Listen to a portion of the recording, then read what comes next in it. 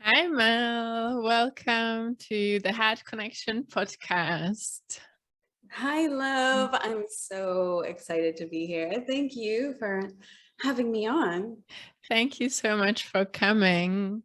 And I would like to introduce you a little bit first. So, Mel is a trauma-informed healer and embodiment coach. She's a kundalini yoga and tantra teacher.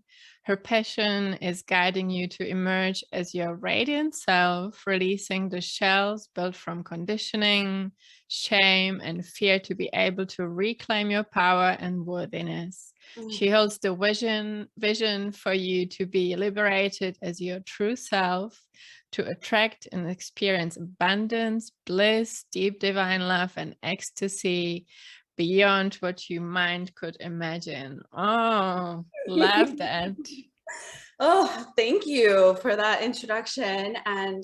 And yeah, it was even just like nice because yes, that introduction, came from me, but it's just nice to like that can be part of our morning practice, to like get clear every day consistently, like what are we here for, what's our why, what's our dharma, like just reconnecting to that. It's always a beautiful opportunity to just steer our energy. Yeah, I love that. And it can change every week or every month or even every day. Totally. Yes. In full resonance with that. So tell us a little bit more, Mel. What's your story? What's your journey? How did you get here to where you are now? To what did you have to overcome to get here? Tell us everything. Tell us everything. You are speaking to a very deep old soul Pisces, so be careful when you say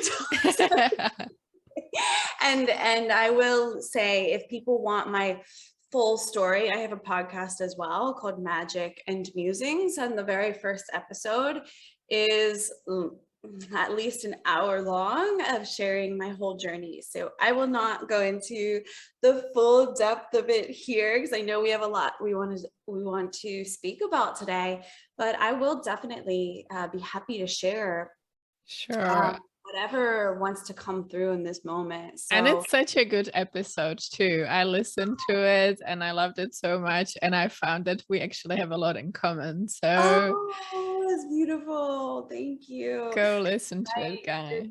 You did let me know that. Thank you for sharing that. So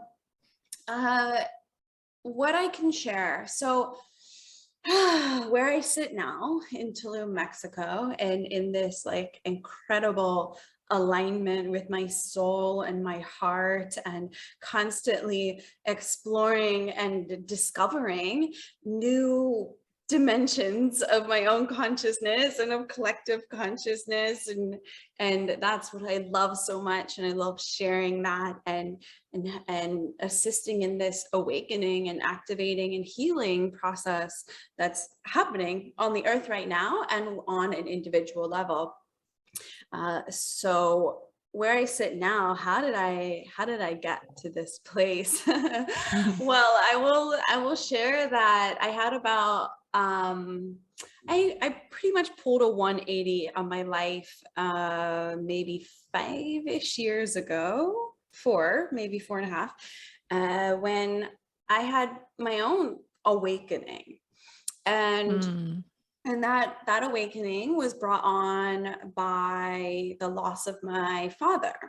And so it wasn't right away. So when my father passed away, it was sudden, and I didn't have the support. I didn't have anyone who could really I didn't really have guides in this way of how to manage grief. And I went right into more of my normal coping mechanism that I had learned through my life of distraction. And avoiding my inner feelings, like what was really going on inside, and that just gets pushed into the body. So I was a consultant in finance, in New York City, and I just couldn't handle what was going on in my inner world. So my coping mechanism was like, I remember the voices saying, like, if everything else is falling apart, I can be the best consultant there is. And I just like went on this path of like, I'm going to climb the ladder. I'm going to get the promotions. I'm going to get the raises. I'm going to like excel. And that had been how I grew up too, when my inner world was not right, well, not right. There's no right or wrong. But when it was not a pleasant place to be, my inner world, and then really realized like what was going on in my home life and the way that I was feeling, my emotions, I was a straight A student, I would just put my energy into something that external that would give me some sense of validation that things are okay. And so I was doing that in my career. But what happens when we're suppressing that inner world, it comes out it manifests through the body, because all of that experience is still happening on some level, even if it's being bypassed in the conscious mind and our awareness. So I was having a lot of physical manifestations, PCOS, polycystic ovary syndrome, where my period just stopped. I was having like just complete hormonal imbalance, which was also draining my adrenals. So I was in adrenal fatigue. I was in a complete like misbalance.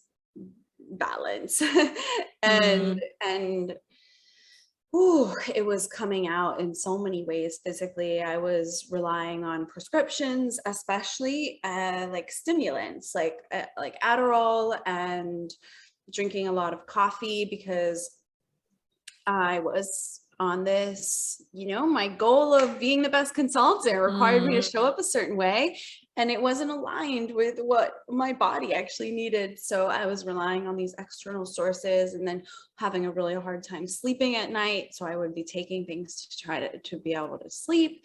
And it was manifesting also in anxiety and panic attacks. And one night I didn't sleep through the night, and I couldn't catch my breath. And it was a real wake-up call for me that I'm not listening to something. Something's off. Like, finally, something's off. What's going on? And it was it was a calling to listen, to go in and listen. And what started from there was, an inner listening.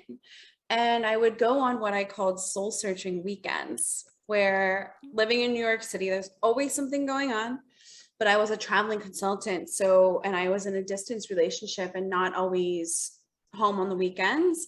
So I started not telling any of my friends when I was in New York, and going on like these soul journeys to just listen to my heart. And the question was like, who am I?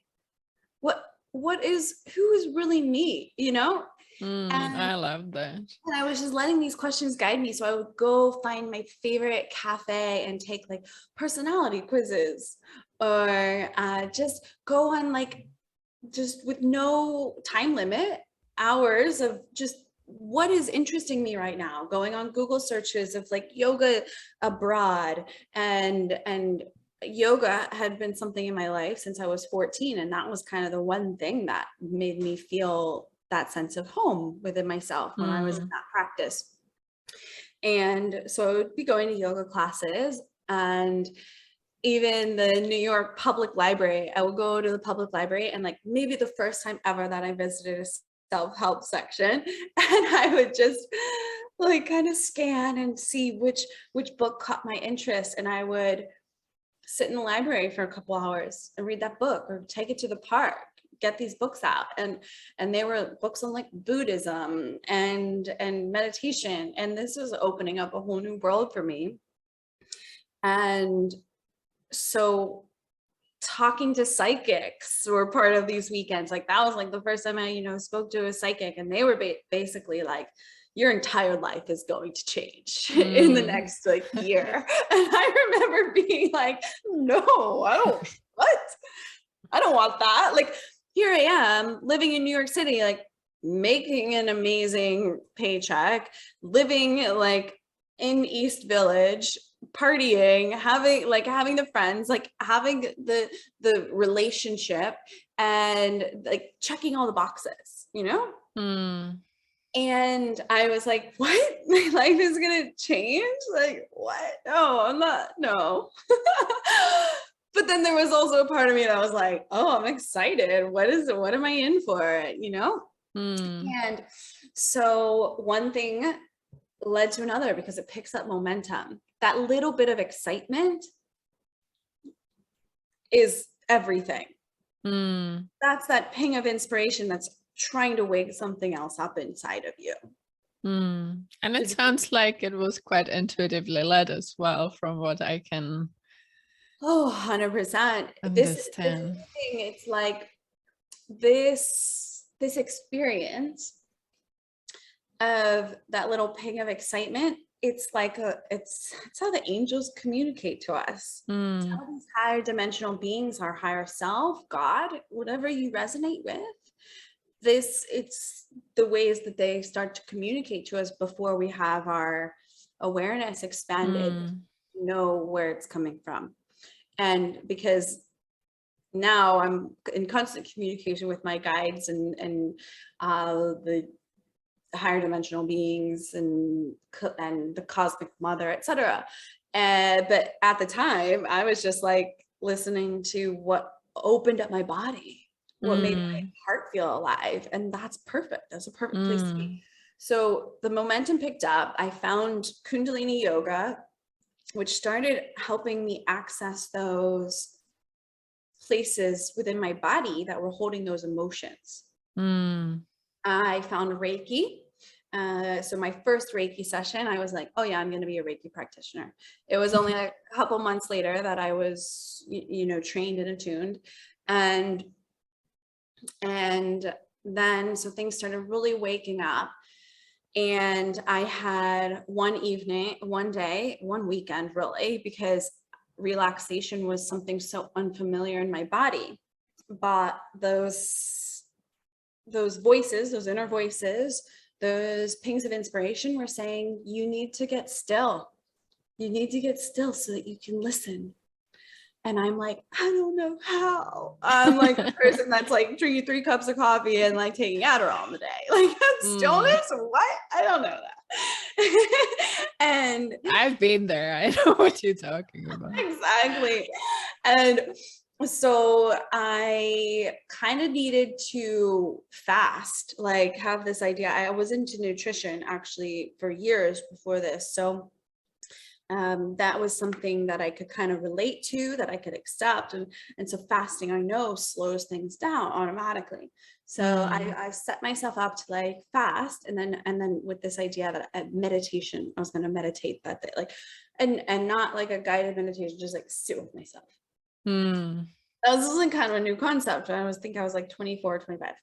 And so that evening, when I finally made it to my candlelit meditation, I was like, I'm just going to meditate on this candle, see what happens.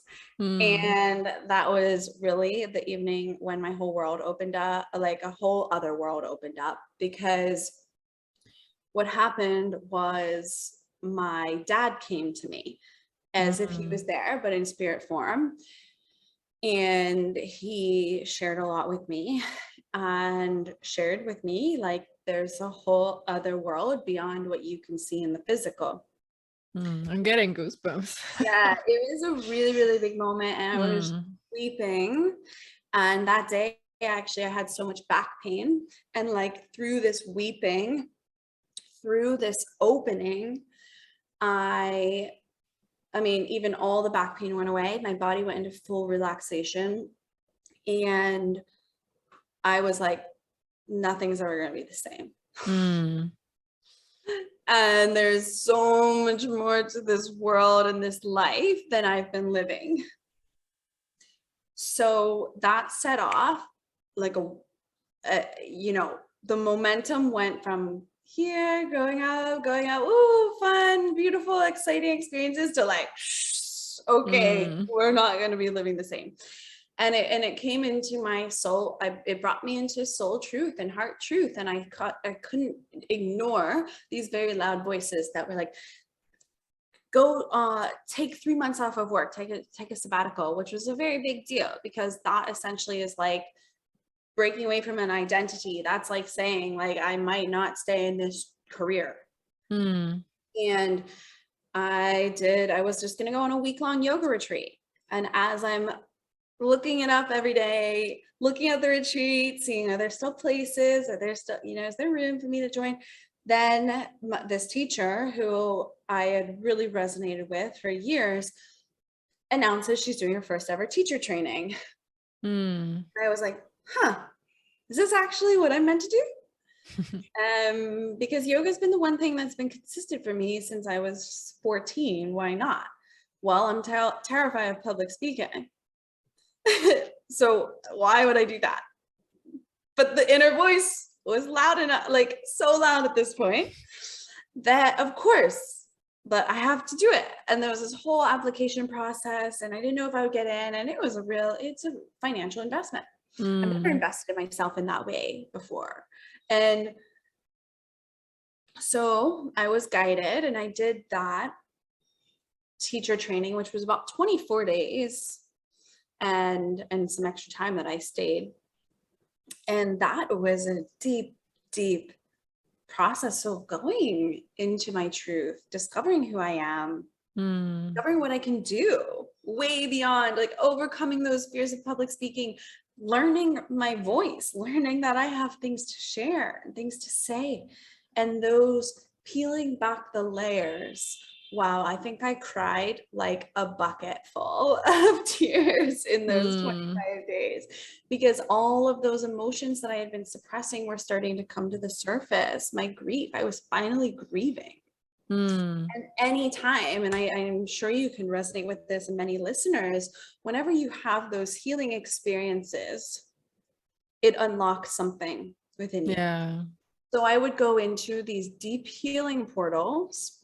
And then the next day I'd be like, whew, epiphany, or inspiration of like how I want to show up in the world. What do I want to do? How do I want to host classes? What do I want to deliver to people? What kind of healer am I?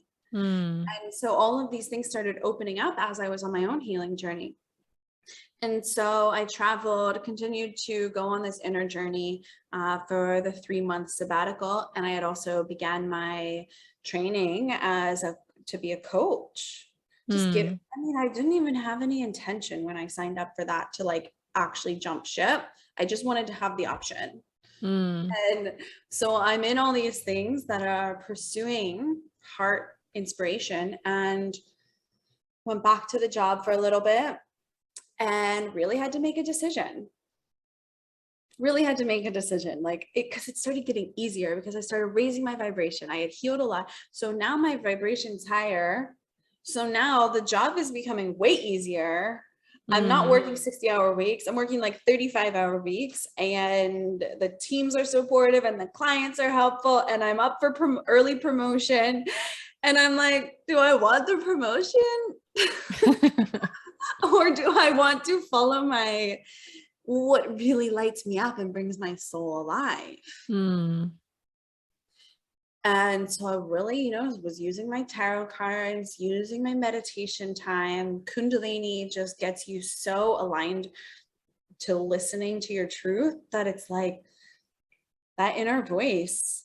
I mean, all the fears that like, am I going to be able to make enough money to support myself? What am I doing?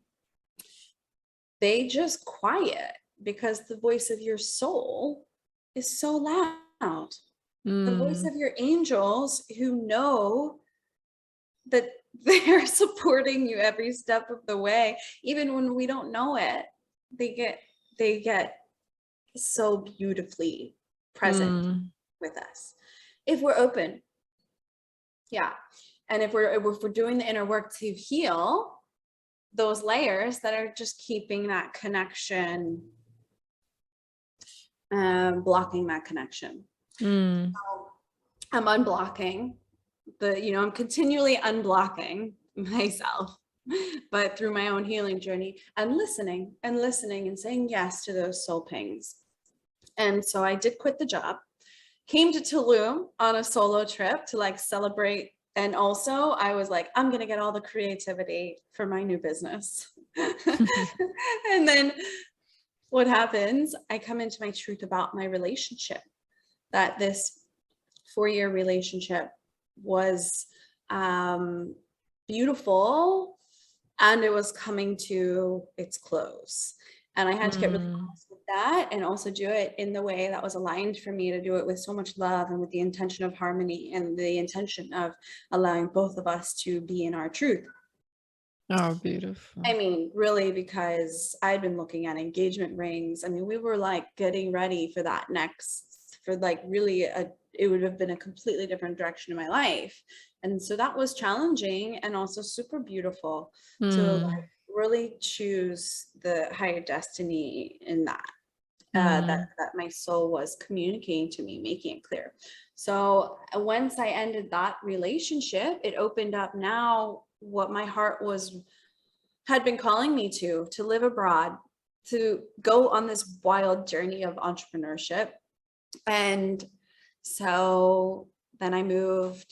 There's so many magical synchronicities that I will save, but just to know that it was a beautiful unfolding every step of the way, moving to Portugal, Morocco, Bali, spent some time in Mallorca, Spain, and then eventually back here to Tulum. And even in my entrepreneurship journey, it's been reshaped and refined, and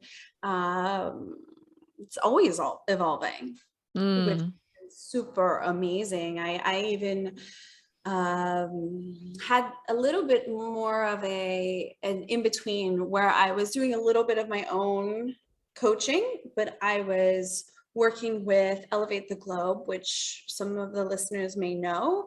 And so I was learning a lot through working with another online business that supports people through kundalini and meditation and astrology, and really learning my voice and really continuing to learn while I was being of service.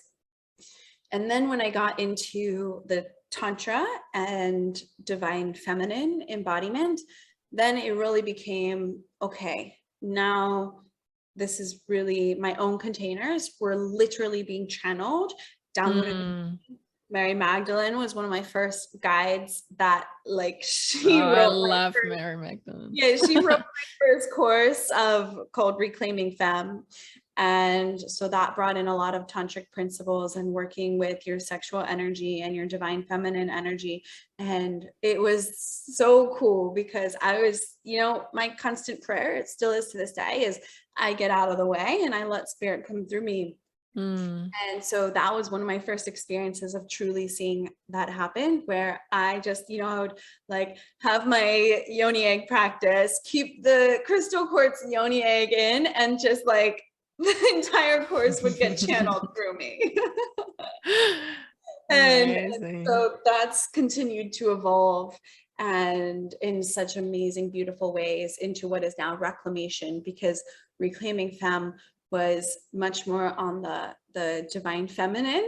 And now it is more of this beautiful synthesis of masculine, feminine, harmonious dance together, and a space of support and sisterhood, and also allowing for whatever's really relevant. Because there's the whole archive of the divine feminine awakening embodiment aspect in the replays, in the archive, so that can be met, that can meet you wherever you're at.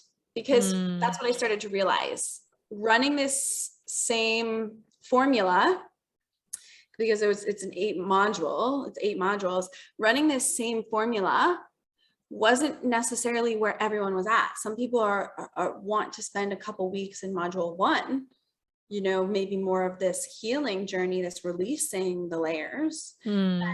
For some people, it's more aligned to be in module 7, for instance, that is activating in more partnership and relationship and relating with another. So making that part accessible to go at your own pace. And then the live part is like, well, what's relevant right now? Are you working through a certain shadow? Because when we're going through something personally, chances are there's a collective theme going on. Especially, you know, how it happens in containers. Yeah, definitely. Group of intimate group of people that end up moving through similar things at similar times. So incorporating what's going on in my life and what's opening up in my life into my programs, whether that's a group program or individual with my one-on-one sessions. That's how I've come to where I am now. So I know it was a really long answer, but that's, you know, I gave you the warning in the beginning that I am this like Pisces soul that never has a short answer. I'll try. I sometimes, when there's a concise answer that comes out, I'm like, oh yeah, that's good. That's beautiful. No, it's amazing. Thank you so much. I have so many questions now. Yes, please. I love it. What would you say was the most important thing for you to heal your physical health issues? So the hormone imbalances, PCOS, adrenal fatigue, all these things. What was the most important thing for you? I love this question. Thank you. I think it's so helpful. Listening to my truth. Because people ask me this all the time. How can I heal my PCOS? What did you do? What I did is not what you need. It's always personal. Yeah. So for me, my period came back as soon as I left the relationship. My body was speaking to me. I wasn't meant to co-create or procreate with this person, and my body was putting up a natural defense. And also, but simultaneously, it's always multifaceted. Yeah. Simultaneously, when I had come on that Tulum trip, which is when I got the clarity of the relationship, I had what I call my sacral chakra awakening. So this space in the womb, which holds our creativity, it holds our passion, it holds our personal power, and it's often blocked by emotions and imbalanced sense of power. Like a lot of the like ego desires can sit there, but not our true soul desires. So when I had this clearing, and I did do a tantric massage, I received a tantric massage, which also helped. And then just connecting with the sea, like the elements here, the water element is also the element of the womb. At the sacral chakra awakening. And I will also say, like, it was just the time on my journey for that to happen. You know, there's things that we can do externally to support that. And then also sometimes it's just the perfect part of our path and it's meant to happen. It's kind of written in the stars or in our higher destiny. So that happened. And when I got to the truth of my womb, I unlocked an entire universe, if you want to call it. I love that. It literally was. I was like, wow. And so that listening to my truth, I mean, the stagnancy that I had been holding in my womb healed and dissolved. And then also acting on it, taking action on, well, I got the message that I'm not supposed to be in this relationship. And it would have been the easier thing to stay in it. I had my life kind of set up. I had my life like set up. I could have totally done that. And but I listened to the truth of my womb, the truth of my heart. And when I really made the decision that I was going to end that relationship and choose me and choose what I knew was true. My period came back, my hormones started balancing, and of course I used kundalini to support it because it works on the glandular system, works on the glands, and used my insights from my nutrition training to support it. But I would not say that those are typically enough on their own. It wasn't for me for years, because I was trying that for years. Yeah. No, I always say to my clients, because this is what I do, I work with clients who suffer from different chronic health issues. And this is what I always tell them, that no matter what the symptoms are, no matter what the illness is or the disease or whatever, it's always your body communicating with you and bringing you back to yourself, because that's ultimately what it is. Your body is talking to you and guiding you and bringing you to the truth of who you are. So yeah, we're definitely on the same page here. I just, as you were saying that, I'm just like, oh, body, I love you. Thank you. So grateful for you communicating to me, bringing me into my truth. Yeah. Because we like come into victim mode or almost at war with our bodies when we're having these symptoms. And really it's like, no, they're just like, the symptoms are bringing us closer to our soul. Yeah. Yeah. Yeah. It's such a, let's say, blessing in disguise a lot of the time. That's why I say as well, like, things I had to go through, all different health issues I had to go through, because I suffered from so many different health issues, from eczema, thyroid issues, digestive issues, and other things as well.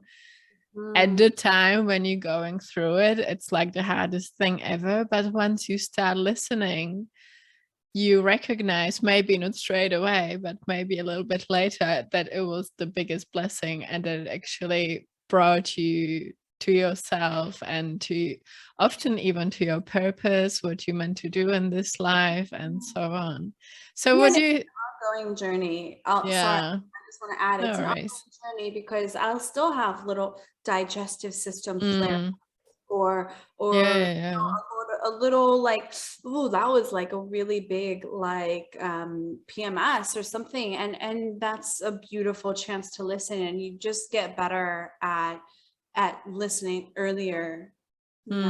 Exactly, because we're cyclical beings, and sometimes we had to go through some things a few times before we shed all the layers and everything that's there. And yeah, things might come back again, but when you already know what to do, when you have the tools, when you have the connection to your heart, to your body, to your womb, then it gets easier. And I want to really add that it has to do with our attitude, because if, you know, I'm having a digestive system flare up or something, maybe my skin, if I am going into it with like, here we go again, like I'm getting slapped in the face by the universe, that attitude is going to attract more of those negative thought forms or lower frequency thought forms, rather than, oh, okay, my body, what do you want me to know? This is an opportunity. That attitude shift is now going to attract solution, higher frequency thought forms and intuitive messages. So what would you say was your biggest blessing in disguise on your whole journey, on the healing journey? Or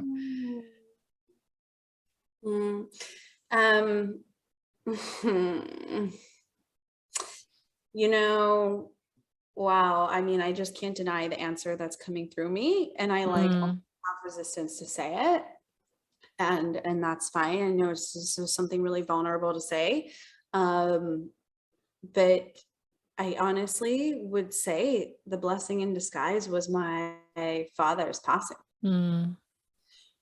Because while he was ill in this lifetime, he was an addict, and he was in a lot of pain and suffering. And so when he was able to pass, that was able to be so much karma was released. Mm. And I went through, I mean, there's so many times when I'm like, did he like part of all of this, because it's always multifaceted, it's his journey, but his soul and my soul have chosen to do cosmic dance together lifetime after lifetime. And so he's been on the other side now supporting me. And that was when that very first awakening, he was like, I can help you now in ways that I wasn't able to help you in the physical. And for me, like maybe some people can have more of a connection with nature, or like God as a greater energy. For me, like that's when everything really landed, when I could see that it was like my dad. And so, and then it did open me up to these other things, and I can speak to spirit through my trees and my plants. But I wasn't always, that was like the start of it all. And I mean, we've been on such a journey, like his ghosts, his demons, like that's what helped. I had to help them be released into the light. And then that's when I started working more with spirit, like learning how to work with all of this range of beings, not just the light, but also the dark. And understanding on a very embodied level how to, like sometimes when people are experiencing addiction or anxiety, or something like where a cloud just feels over your head, like that's a spirit, that's an entity. And I was forced into like learning that, but that was just part of my path. My soul chose that and I accepted it. And that happened as a, you know, part of his passing. And so that's what I would, that was definitely the answer that came through, that was the biggest like blessing in disguise. And also understanding like the concept of death as a cyclical, natural part of this experience in the human incarnation. You know, and really relating to death differently, because that's the greatest human fear. So when we can relate to death differently and in a beautiful and a reverent and a way that we live almost in preparation for that death, if we continue that our soul goes on. How am I setting myself up for my next incarnation? How am I setting myself up for like having this understanding that all of my healing is not just for me, it's for my lineage before me and after me. It affects the morphogenetic field. Totally. Oh, definitely. I agree 150% that that's what we're here to do, and that's what I believe we who are here at this time in this day and age, who chose to be here, the souls who chose to incarnate, that we came here to heal not just ourselves, but our families, our ancestors, our past lives. And by healing ourselves, we're healing, our children, but also the planet and everything. Our soul pods or soul family. Totally. It's amazing. Oh, I love this so much. And you mentioned the shadow as well. And I believe definitely that to get to the light, you have to work through your shadows and all these things. What was it for you? Like, especially as light workers, we have to work through a lot of fear and shame and guilt that's been here for hundreds or even thousands of years. What was it for you? What's been the experience like for you overcoming these fears that us as women have to face, overcoming the witch wounds and all these things? You mentioned fear of public speaking. I've had that as well, and it's still something I'm working on. And that was one of the reasons I started this podcast, because I wanted to overcome this fear. So what has it been like for you? oh, I love it. I love it. Like, and here we're doing it on video too, which I love too. Like, it's actually in the actions. That's when the shame gets released. So shame, sometimes like, and that was a really big part of my journey when I first got into the tantra world and my Reclaiming Femme course. And then I almost was like, I don't even really know what that word means anymore, right? Like, 'cause sometimes when you're so in that healing portal, it's really relevant. And then when when it's like kind of a healed element of your aura, it's almost like hard to remember about it. I don't know if you've ever had that experience where, like, I just did the other day where I was really in a shadow, but because I embraced it that day, and I even said like a prayer, like, let's continue to heal this in the dream space. I woke up and I was like, what? That whirlwind of yesterday, like, it didn't even happen. And that's like honestly such a beautiful testament of the healing of it. So there was a little bit where I was kind of like disconnected from this frequency of shame. And it came up actually just recently. And when you know when shame is coming in, when you don't want to talk about something, when you are like, no, I'm not sharing that one out loud, that's shame. And so with one of my beautiful cosmic loves in my life, who I am super vulnerable with, he knows like my heart so deeply, something was coming up and I was like, no, I'm not gonna share that one. But he felt it because our auras are so connected, and he like, I'm praying for you. I'm sending you prayers, I'm sending you love. And I'm like over here, like having this deep healing portal because a trauma had resurfaced. And even, I like to call it an energetic imprint because it was something that I didn't even know was unhealed, but it got tripped, like a tripwire went off because I was in the same geographic location of when it happened. I was traveling. And I was like, just so in it. I was like, I'm not going to share this. And then I was like, that's shame. I hold shame around this, and that's a blocking my energy.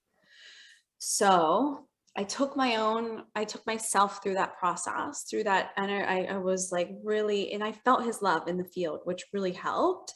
And that was also a sign of like, I've had a lot of blocks to receiving in my life and blocks to receiving love and support. So I knew that I was on my, next level in the video game journey of life, right? And because I was able now to receive that love, and I was just still experiencing that shame.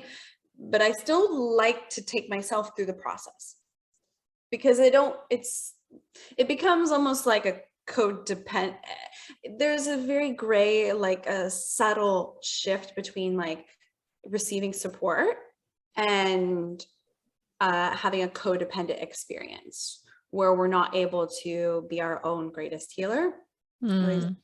Where I believe, and I believe that's personal for everybody, but for me, I knew I wanted to take myself on the healing journey, hold myself while also letting in this support in the energetics first before communicating. So I took myself through, and it was like, okay, I got to that point where I was like, okay, I know I have my own love. I know I can hold myself, and letting this other person in is going to be really healing for the element of shame around the energetic. It's almost like an add-on to the trauma that I was healing. Well, there was shame around it too. So I'm healing the other element of shame with it.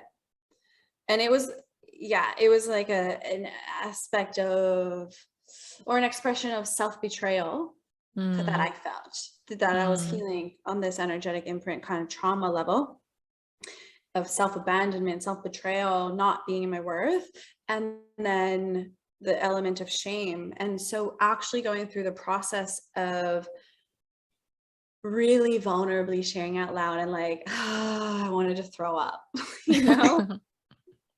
I know the feeling. It's also activating this core wound that says, if this person knows this about me, are they still going to love me? So going through that, actually going through that experience is liberation. Because whether they loved me or not, I let myself be seen in that. That's releasing the shame. And of course they love me still.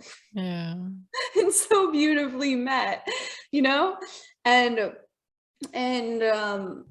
so that's something actually in my programs that we do a lot of, is this verbally sharing things out loud. And a lot of women's circles and healing spaces, or even just with a coach or a therapist, like saying these things out loud releases the shame. So powerful. Be witnessed in it. It's so powerful. And like it could be something that you don't even think is a big deal, but it feels like a really big deal within ourselves. Because it's activating a core wound of some sort that maybe says something like what mine says, I'm not lovable if they know this. And so empowering too, when you actually overcome these things. So empowering. And that's the part of the work you do as well, is to help women to become empowered. So how do you do that? How do you help them to become empowered? Yeah, beautiful. Thank you for that question. So how do we become empowered? Well, we start listening to those little pings. It's a practice. It's a process that you start listening to those inner pings and acting on them. Even little things that say, I trust myself. So when you can do it with your food. I'm gonna ask my body, what will be most nourishing for me today? And I'm gonna listen to it. I'm gonna look in the closet and say, what do I want to wear today? And actually do it and see how you feel. And these little practices you start to develop self-trust that says, my energy is the most, my alignment to my truth is the most important thing. I'm not going to be operating for what other people think anymore. I'm going to be living for, first and foremost, myself. Because when we're honoring and trusting and loving ourselves, then we can honor and trust and love everyone else in the universe. Oh, yeah, so good. That's I mean, we could keep going on that, but I think that's sufficient kind of what wants to come through now on that, unless you have any add-on question. Well, I was actually going to ask, you mentioned Mary Magdalene and the divine feminine, and we hear a lot about the divine feminine rising, and it's been coming to me a lot as well in the last year or so. What's your perception of the divine feminine rising, and how do you experience it, and how can we embody the divine feminine? Yeah, beautiful. Well, and so I love this question. And so the way that it's really evolved for me, and I think it's important, and what I want to share is that it's not this battle of the sexes. Oh gosh, it's so not this battle of the sexes. It is harmony. It is with the intention of harmony. It's the intention of equanimity. It's the intention of like this new paradigm shift, where the old paradigm was the feminine was in service to the masculine. There was hierarchy. There was kind of an energy of like subordinate or weakness, that the feminine, the weaker sex, or the weaker essence, like softness was equated to weakness. And now the softness, the tenderness is where there's a synthesis, a harmony can be found. And it's not just, this is like so not a gender concept. Actually, if we're thinking about it in a gendered way at all, like women are the, I mean, I do think women are healing the planet, but men are too. Like we can't just have this as one sex or one gender. Actually, when we start getting in that mindset, it's actually shadow. It's an essence. It's the feminine essence that's being activated in all genders. And it's not, and I do think sometimes there's a natural like swing where like it's been so focused on the masculine, and then we can swing into the feminine, but then it's about finding this harmony, this dance. And I do frame a lot of things, like I just see this lens of the world through masculine and feminine, because it's, our brain likes to work in frameworks. And what's happening so beautifully, especially in my co-ed relationships, is that I'm not even thinking about it. We're just being us. We're just being ourselves. You know? So there's times when it's really beautiful to be like, oh, I'm like super in my masculine, or oh, I'm super in my feminine, to like have this framework of finding where we can come back into balance and harmony. But it is about this harmony and equanimity and how we can work together in harmony. Like the moment that we're like feeling that the feminine is better than the masculine, we are going into a shadow frequency. So I can go more into the feminine if you'd like. Oh, I would love to. Okay. Yeah, because if we are like, what happens a lot, and this is really where Reclaiming Femme, my first women's course, was birthed from, is because I was living in my masculine out of defense mechanism, out of survival. And that was beautiful and wise and intelligent on my inner child to create these coping strategies for survival of independent, like I have to do it all on my own. That's where I had the blocks to receive support and receive love, and how other ways to show up, really goal focused, really like the goal is the only thing that matters. And then I came into pleasure. My top 5 values. It's really true to me. And what I mean by that is enjoyment, and this ability to flow and surrender to life, this ability to flow and surrender, and also this ability to come into softness when I'm upset or somebody triggers me. Am I going to react and push them away? Or am I going to breathe and open my heart and see what's really here, and see how I can come into a place of tenderness and forgiveness?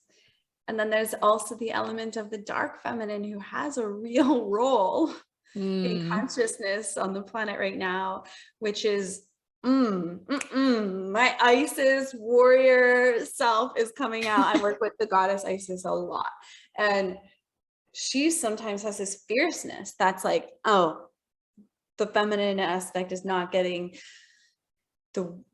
the reverence, is not getting the respect, and she comes in and she is like gonna slay whatever is not in alignment with her powerful sexual energy, with that sacral chakra womb truth, because she's this feminine is connected to the womb truth. If I'm not sure what's happening, or if I'm like, am I being respected? Am I in my worthiness? I tune into my womb and I get that answer. And that's really like Isis energy for me. And so that feminine of like, the dark feminine of like this fiery, fierce energy has a place too. The feminine is expression. The feminine is sensation. And I mean, I work with Jesus a lot too. And he even comes in and he's like, your emotional body is your superpower. Oh. So listening to my emotional body that steers me, that shows me clear colors of what's in alignment for me. This is a feminine and it's a superpower of the feminine essence. And I'm not just saying for women, because men also have a feminine essence. It's not a gendered situation. But we do, a lot of times women do have more of a dominating feminine essence. That's not always the case, but that is like just on a numbers look at this viewpoint, that we can really be in touch with that feminine essence. Oh, so good. And a lot of times it's just been built up with shells. So those shame, the guilt, the constructs of society, the way that we were brought up in school, that you get validated by your good grades, like these things build up shells. Or the fear of the weakness, that the women are the weaker sex. We build up shells, so we're not really in touch with our truth. So it is peeling back these shells. It's healing these shells to get into that authentic knowing. My emotional body has a place here. Yeah, totally. And it's not, and then there's a carefulness of allowing your emotions to take over you and be consumed by them, or just letting them be an experience that doesn't always have a story. It doesn't always need to have a story. You can have a sensation. You can feel sad. You can feel anger just moving through you without creating a whole story around it. And you can also have, whoa, I'm getting really triggered. What's here? And it causes us to look at that sacred wound. Whoa, where do I not believe I'm lovable? So it's a real dance. It's a real art. And that's where it helps if this feels like a chaotic experience of having these things activated. It helps to have guides and an external party, you know, like a coach or a container. Definitely. To help you see it from another perspective. Yeah, I totally agree. And sometimes these emotions aren't even ours, right? Like they can come from different lifetimes, from our ancestors. So recognizing, one, I'm not my emotions, and two, are these even my emotions? So Totally. I'm obsessed with the gene keys. Like I'm in a really deep dive study with the gene keys. It's part of my everyday, really. And I love the way that it explains that it's the astral body and it's the astral realm that is the emotions. So it is absolutely not always ours. It's another like dimensional reality tapping into emotions. Yeah, or it can be a collective thing, right? Especially in the last 2 years during COVID. 100%. So much fear and so many things coming up collectively. I feel it differently. I have different emotions when I am in, for instance, Pittsburgh, where my mom lives, where I grew up for some of my life, versus when I'm here in Tulum. I live in Prague, like not right in the city, but I can feel that like when I go into the city, like the energy is so much heavier, and especially like when you get to places where there's a lot of people, you can feel it so much. Yeah, so it's a real art to be able to listen. What is really mine? What needs attention, and what's moving through? One other thing I wanted to ask you about is healing the sister wound. You mentioned like the containers where we can share with the sisters, and also like on social media, like when there's other people who might be a little bit ahead of us, or who might be a little bit more successful, or it seems like it at least, and then we compare ourselves to each other, and we have all these things that are coming up. What's your experience with healing the sister wound, and how would you go about it when it comes up for someone? It's been such a big part of my journey. So thank you for this question and for bringing this in for listeners, because it's a really big thing healing on the planet right now, like major. And so I feel it as well. For simplicity, when we say the sister wound, what I want to just bring in is it's the shift from comparison and competition into celebration and collaboration and the sense co-creation and this sense of community, and that we're in this together.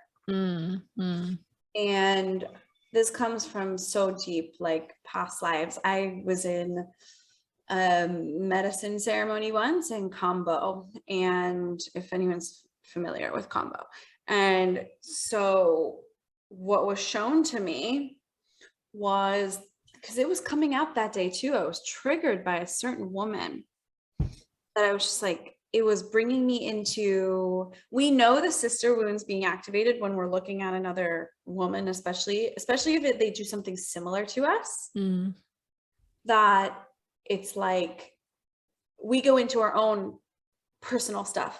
I'm not seen by that many people. I don't have that many followers, which is better than me. Why am I even on podcasts? Why am I even speaking?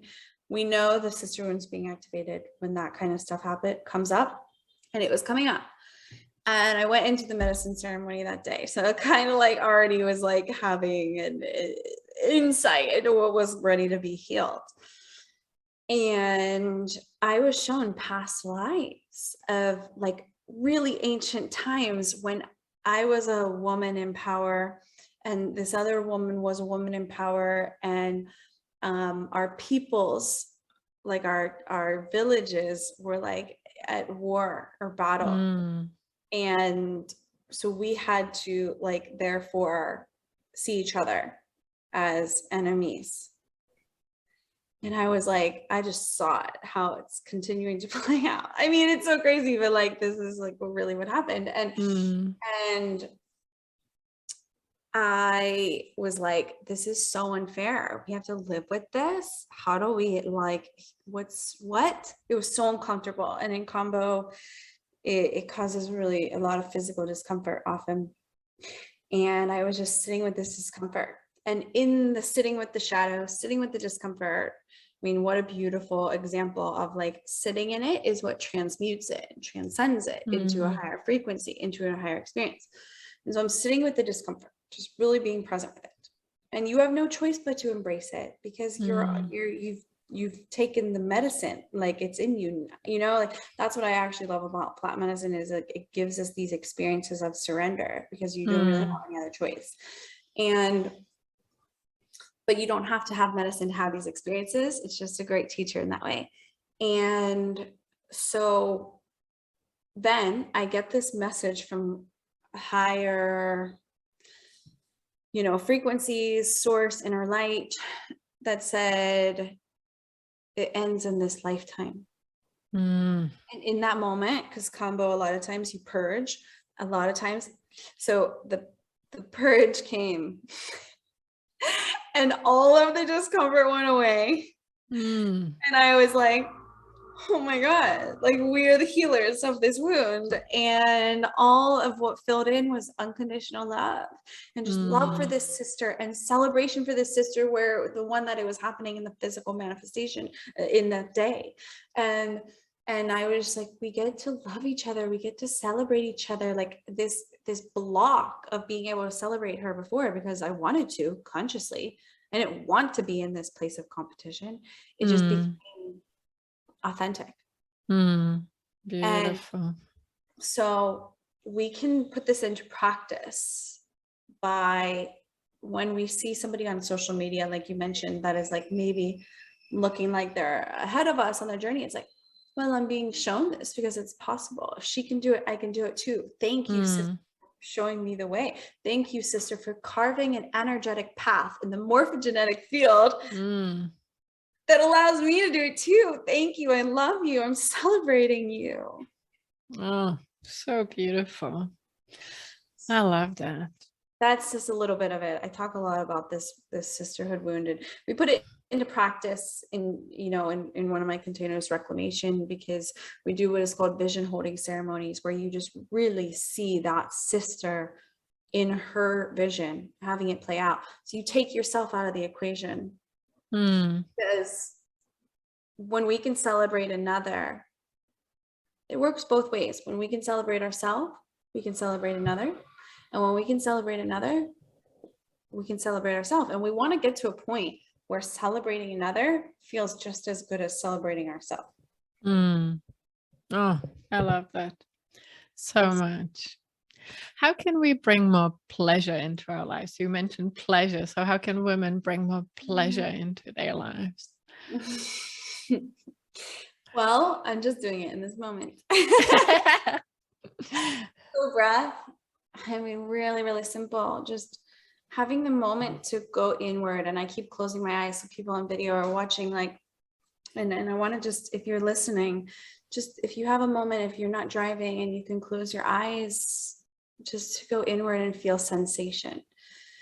And just feel your breath and feel that breath come in and let it be really nourishing. Let that breath give you nourishment and bring you into your sensations, into the feeling body. And then as you exhale, feel that lightness, that relaxation in your body. And let that breath taste good and feel good when you're drinking your water. Can you really taste it and really feel how it's nourishing you? Pleasure is sensation. So you can do it in every moment. You can go into a full-on pleasure practice, and that's like something that I love to invite in and teach in my programs and with my clients. And how do you take yourself on a date? How can you buy yourself roses just because? And how can you make your coffee or tea ritual? But it's the feeling body, it's the sensation, and it's in my present. Am I present moment? Am I taking in how lovely it is to be having this amazing chat with you right now? And I have the sun coming in through my window and it's perfect temperature in my place. And instead of thinking about the hair appointment I have in an hour, can I be present in this moment and enjoy it? Oh, love it so much. What is your more? Yeah, like there's so much more pleasure. But these little things are what allow you to maybe be in a sexual encounter with your partner and really be present and really in your feeling body and in that surrender. Because that's typically when we think of pleasure, we think of like sometimes the sexual element, but it's these moments of being present in your daily life that really allow for that opening up to hold pleasure and experience pleasure in your body, which is also what allows you to hold and experience love and abundance. And I'm sure we could do another podcast on this topic. I had to just plug that in. I used to go by pleasure coach. I still think maybe back to it. What is your guilty pleasure?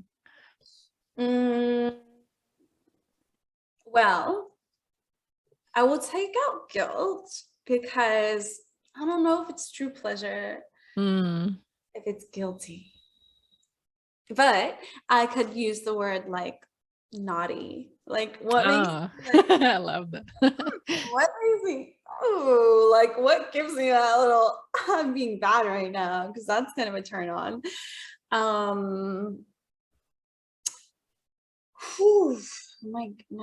My little I would say like sometimes, which is often actually, I get into this like fuck it about rules. So I'm like, I'm just not gonna be online today. I'm just like, I'm dropping the expectations. Or like, I was gonna maybe do like some reading and I'm just gonna like sit with and make like yummy snacks and eat a bunch of chocolate. I don't know. It's funny for me to answer this question because it's kind of the way that I live.